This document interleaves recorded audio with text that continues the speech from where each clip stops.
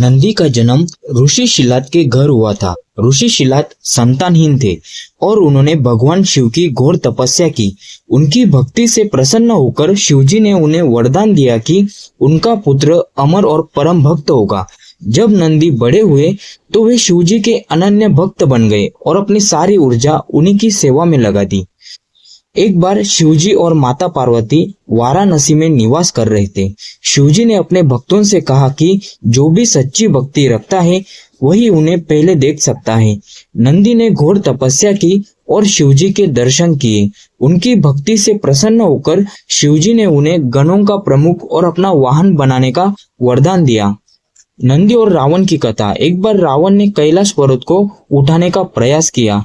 इस पर नंदी ने उसे रोकने की कोशिश की। रावण ने उनका अपमान किया और कहा कि तू तो केवल एक बैल है। नंदी ने क्रोधित होकर शाप दिया कि लंका वानर सेना द्वारा नष्ट होगी। यही भविष्य में हनुमान जी और राम सेना की विजय का कारण बना। नंदी और शिव के कान में फुसफुसाना क्या होता है? आज भी शिव मंदिरों में भक्त नंदी के कान में अपनी इच्छाएं फुसफुसाते हैं, क्योंकि माना जाता है कि नंदी हर इच्छा को सीधे शिवजी तक पहुंचाते हैं। नंदी केवल एक नंदी नहीं, वे अटूट भक्ति, श्रद्धा और समर्पण के प्रतीक है। नंदी शिव के सबसे बड़े भक्त थे और शिव को समर्पित रहते हैं। वे हमेशा शिवलिंग के ठीक सामने बैठे रहते हैं, जो दर्शाता है कि भक्त को अपने ईश्वर के प्रति पूर्ण समर्पित रहना चाहिए।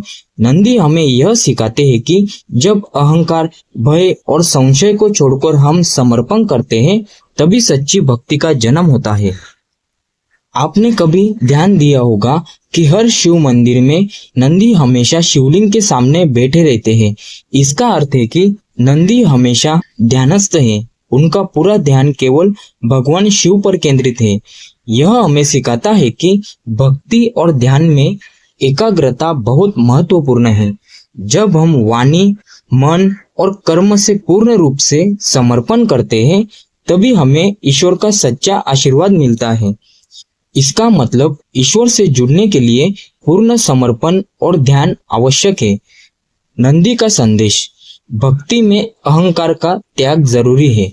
नंदी का दूसरा सबसे बड़ा संदेश यह है कि भक्ति में अहंकार का कोई स्थान नहीं होता। नंदी अत्यंत शक्तिशाली होते हुए भी शिव के चरणों में विनम्रता से बैठे रहते हैं। यह हमें सिखाता है कि सच्ची भक्ति और ज्ञान तभी प्राप्त होते हैं जब हम अहंकार को त्याग देते हैं। नंदी के स्वरूप में धैर्य, भक्ति और गुरु के प्रति पूर्ण समर्पण का संदेश छिपा है। नंदी सिर्फ एक वाहन नहीं, बल्कि मन और आत्मा के पूर्ण संतुलन का प्रतीक है। उनका धैर्य हमारे मन को नियंत्रित करने की शक्ति को दर्शाता है। उनकी स्थिरता हमें सिखाती है कि जीवन में धैर्य और भक्ति से सब कुछ संभव है। नंदी का भगवान शिव की ओर देखना यह संकेत देता है कि सच्ची भक्ति में मन और आत्मा का पूर्ण समर्पण आवश्यक है। इसका मतलब यदि जीवन में स्थिरता और शांति चाहिए, तो हमें अपने जीवन को पूर्ण रूप से ईश्वर को समर्पित करना होगा। शिव भक्ति में नंदी की भक्ति से क्या सीखें? ध्यान और भक्ति में एकाग्रता। नंदी की तरह हमें अपने ईश्वर पर पूर्ण ध्यान केंद्रित करना चाहिए। अहंकार का त्याग। जब हम विनम्र बनते हैं, तब हमें सच्ची आध्यात्मिक प्रगति मिलती है। धैर्य और समर्पण। जो व्यक्ति धैर्य और श्रद्धा से अपनी भक्ति में अड़िग रहता है, वही सच्चा भक्त होता है। गुरु के प्रति भक्ति। नंदी हमें यह भी सिखाते हैं कि गुरु का सम्मान और उनके प्रति समर्पण आवश्यक है। जीवन में कैसे अपनाएं नंदी की यह सीख? संपूर्ण ध्यान और भक्ति को विकसित करें।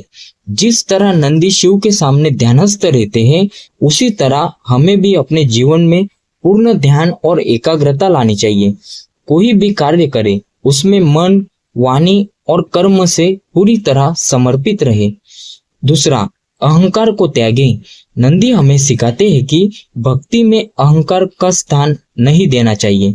जब हम अपनी उपलब्धियों पर गर्व करने के बजाय ईश्वर की कृपा मानते हैं, तभी हमें सच्चा ज्ञान प्राप्त होता है। तीसरा, धैर्य और समर्पण बनाए रखें। जीवन में कई बार कठिनाइयां आएंगी, लेकिन यदि नंदी की तरह धैर्य और समर्पण बनाए रखे तो सफलता निश्चित है। कठिन समय में ईश्वर और गुरु पर विश्वास रखें और धैर्य बनाए रखें। नंदी और शिव के इस रहस्य से हमें क्या प्रेरणा मिलती है? नंदी हमें सिखाते हैं कि ईश्वर से जुड़ने के लिए पूर्ण समर्पण और भक्ति आवश्यक है। जब हम अहंकार छोड़कर श्रद्धा और धैर्य से आगे बढ़ते हैं तो ईश्वर हमें सही राह दिखाते हैं। गुरु और ईश्वर के प्रति पूर्ण समर्पण हमें जीवन में आध्यात्मिक और भौतिक उन्नति दोनों दिला सकता है। इसलिए अगर आप जीवन में सफलता और शांति चाहते हैं तो शिव के इस रहस्य को अपनाइए।